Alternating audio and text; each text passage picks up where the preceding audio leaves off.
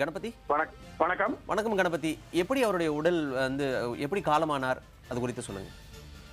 Manimaran, Mufti Mohammed Zayed கடந்த 24ஆம் தேதி அன்று, அதாவது டிசம்பர் 24ஆம் தேதி அன்று நெஞ்சு வலி என்கிற காரணத்தால் மருத்துவமனைக்கு கொண்டு செல்லப்பட்டார்.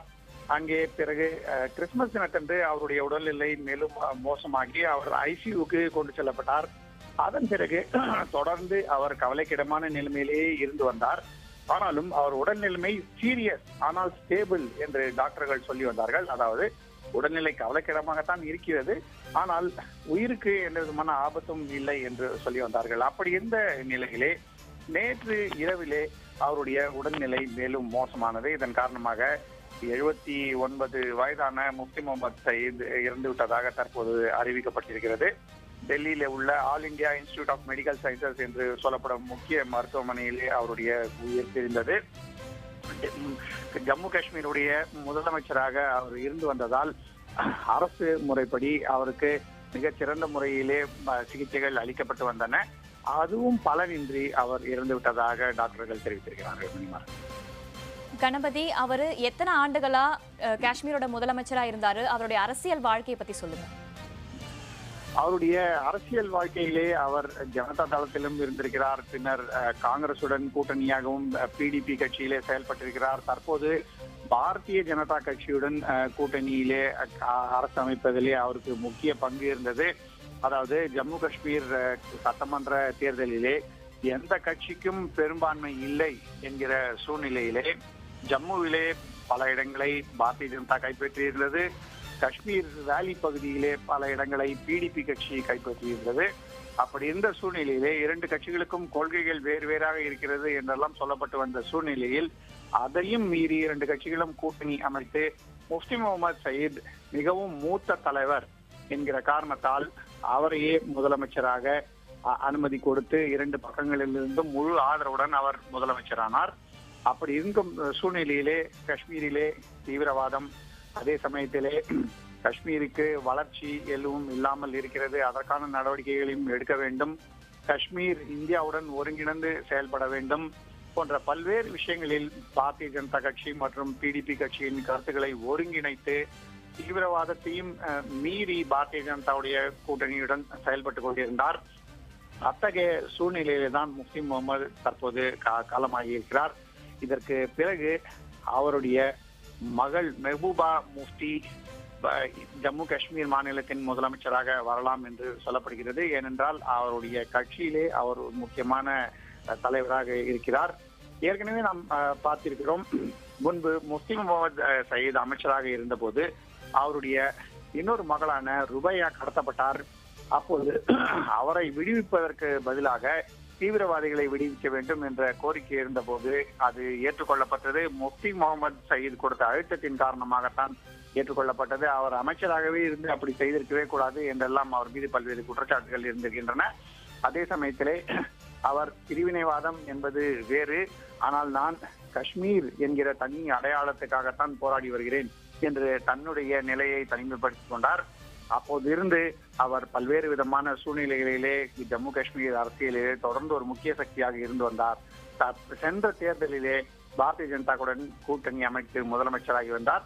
அப்படிப்பட்ட சூழ்நிலையிலே இப்போது அவருடைய வெற்றிடத்தை அவருடைய மகள் நிரப்ப வேண்டிய சூழ்நிலை இருக்கிறது. அவருடைய மகள் தற்போது நாடாளுமன்ற உறுப்பினராக இருக்கிறார்.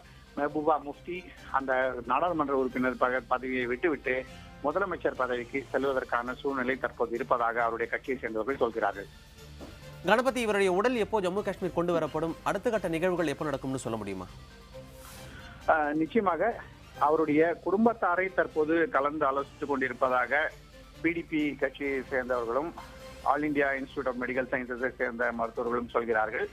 அதற்கு ஏற்றாற்போல் குடும்பத்தை சேர்ந்தவர்கள் எப்போது வரை உடலை டெல்லியிலே வைத்திருக்க வேண்டும் என்று விரும்புகிறார்களோ, எப்போது ஸ்ரீநகருக்கு கொண்டு செல்ல வேண்டும் என்று விரும்புகிறார்களோ அதன்படி எல்லா ஏற்பாடுகளும் செய்யப்படும் என்று சொல்கிறார்கள்.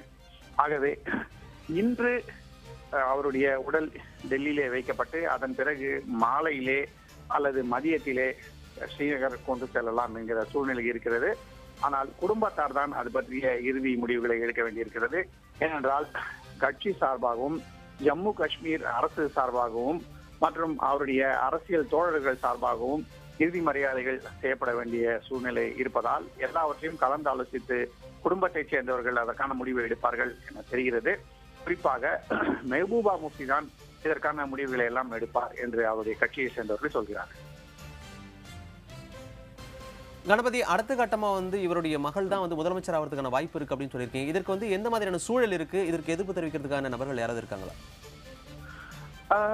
அவருடைய கட்சியை பொறுத்தவரை அதிக எதிர்ப்பு வருவதற்கு வாய்ப்பு இல்லை. ஏனென்றால் மெஹபூபா முஃப்தி ஏற்கனவே சட்டமன்ற தேர்தலுக்கு பிறகு பாரதிய ஜனதாவுடன் பேச்சுவார்த்தை நடந்த போது பிடிபி கட்சியின் முக்கிய பிரதிநிதியாக விளங்கினார். இறுதி முடிவுகளை முஃப்தி முகமது சயீத் எடுத்த போதும் பேச்சுவார்த்தை, அதன் மூலமாக பல்வேறு கட்ட நடவடிக்கைகள், உடன்படிக்கைகள் ஆகியவை முஃப்தி முகமது சயீத் மெஹபூபா முஃப்தி மூலமாகவே செய்து வந்தார். அதுவும் இல்லாமல் நாடாளுமன்ற உறுப்பினர் என்கிற முறையிலே டெல்லியிலே அவர் இருந்து எப்போதும் தொடர்ந்து பாரதிய ஜனதா கட்சியின் மூத்த தலைவர்களுடன் தொடர்பிலே இருந்தார். அமித்ஷாவை சந்தித்து இறுதி பேச்சுவார்த்தைகளை நடத்தியதும் மெஹபூபா முஃப்தி தான். அதன் பிறகு காஷ்மீரிலே இருந்த முஃப்தி முகமது சயீதுக்கு தகவல்கள் தெரிவிக்கப்பட்டு பின்னர் அந்த முடிவுகள் இறுதி செய்யப்பட்டன. ஆகவே அவருடைய கட்சியை பொறுத்தவரை ஆதரவு கிடைப்பதிலே எந்த விதமான பிரச்சனையும் இல்லை. முஃப்தி முகமது சயீதுக்கு பிறகு தலைவராக மெஹபூபா முஃப்தியை பிடிபி கட்சி ஏற்றுக்கொள்ளும் என்பதில் எந்த விதமான குழப்பமும் இல்லை. ஆனால் பாரதிய ஜனதா கட்சியின் ஆதரவுடன் ஆட்சி நடந்து கொண்டிருக்கிறது. தற்போது இந்த கூட்டணி அரசியலிலே பாரதிய ஜனதா கட்சியின் ஆதரவையும் மெஹபூபா முஃப்தி பெற வேண்டிய சூழ்நிலை இருக்கிறது. அதிலும் பெரிய பிரச்சனைகள் உடனடியாக இருக்காது என தெரிகிறது. ஏனென்றால் முஃப்தி முகமது சயீத் உடல்நலக் குறைவாக இருந்திருந்த நேரங்களிலே கூட பாரதிய ஜனதா கட்சி தலைவர்கள் மெஹபூபா முஃப்தியுடன் தொடர்ந்து தொடர்பிலே இருந்தார்கள். ஆகவே அதிலும் எந்த விதமான பிரச்சனையும் இருக்காது என தெரிகிறது. ஆனால் போக போக கொள்கை ரீதியாக கட்சியை, கூட்டணியை எப்படி அவர் வழிநடத்தி செல்கிறார், அரசை எப்படி வழிநடத்தி செல்கிறார் என்பதை பொறுத்தே அவருக்கு எந்த அளவுக்கு பாரதிய ஜனதா கட்சியின் ஆதரவு இருக்கும் என்பது தெரிய வரும். முஃப்தி முகமது சயீதுக்கு 79 வயதாகிறது. காஷ்மீர் அரசியலிலே அவர் இளம் வயதில் இருந்தே ஒரு முக்கிய சக்தியாக இருந்து வருகிறார். அங்கே மாநில அரசு, எதிர்கட்சி என்கிற முக்கிய பொறுப்பு, அதன் பிறகு டெல்லியிலே கூட மத்திய அமைச்சர் என்கிற பொறுப்பு என்று பல்வேறு விதமான வழிகளிலே அவர் தனது அரசியல் வாழ்க்கையிலே கொஞ்சம் கொஞ்சமாக முன்னேறி வந்தார். பின்னர் பிடிபி கட்சியின் முக்கிய சக்தியாக உருவெடுத்து அந்த கட்சிக்கு வழி நடத்தி அந்த கட்சியை சென்ற சட்டமன்ற தேர்தலிலே ஒரு பெரும் சக்தியாக காஷ்மீர் பகுதியிலே உருவாக்கினார். ஆனால் முழு பெரும்பான்மை கிடைக்காததால் அவர் பாரதிய ஜனதா கட்சியின் உதவியுடன் ஆட்சி அமைக்க வேண்டிய சூழ்நிலை உருவானது. அதற்கு முன்பு எப்போதுமே, அதாவது ஜம்மு காஷ்மீரிலே அப்துல்லா குடும்பத்தை சேர்ந்தவர்கள் அரசியலிலே முக்கிய சக்தியாக இருக்கிறார்கள். காங்கிரஸ் அவருடன் செயல்பட்டு வந்திருக்கிறார்கள். அப்படிப்பட்ட சூழ்நிலையிலே அவர்கள் ஆட்சியிலே இருந்த சமயத்திலே, அதாவது ஃபாரூக் அப்துல்லா, உமர் அப்துல்லா போன்றவர்கள் ஆட்சியிலே இருந்த சமயத்திலே எதிர்கட்சியாக இருந்து செயல்பட்டு பின்னர் தற்போது ஆளும் கட்சியாக பிடிபியை அங்கே கொண்டு வந்தார். அதே போலவே மத்திய அரசிலும் பல்வேறு கூட்டணிகள் அமைத்து மத்திய அமைச்சராகவும் இருந்த பெருமை முஃப்தி முகமதை சேரும். ஆகவே அவர் பல்வேறு விதமான சூழ்நிலைகளை சந்தித்து காங்கிரசுடனும் கூட்டணி வைத்திருக்கிறார், பாரதிய ஜனதாவுடனும் கூட்டணி வைத்திருக்கிறார். ஆகவே ஒரு அரசியல் தலைவர் என்கிற முறையிலே விட்டு கொடுத்து அதே சமயத்திலே கொள்கை பிடிவாதத்தை அதிகமான அளவுக்கு கொண்டு செல்லாமல் தேவைப்படும் நேரத்திலே தன்னுடைய நிலைப்பாட்டை மாற்றிக்கொண்டு செயல்படக்கூடியவர் என்ற பெயர் அவருக்கு இருக்கிறது. அத்தகைய சூழ்நிலையிலே தான் தற்போது பிடிபி கட்சி மற்றும் ஜம்மு காஷ்மீர் மாநிலம் அவரை எழுந்திருக்கிறது. ஜம்மு காஷ்மீர் அரசியலை பொறுத்தவரை இது ஒரு முக்கியமான இழப்பாக இருக்கும். ஏனென்றால் முஃப்தி முகமது சயீத் எத்தகைய சூழ்நிலையிலும் நிதானமாக செயல்படக்கூடியவர் என்ற ஒரு நற்பெயரை பெற்றிருக்கிறார்.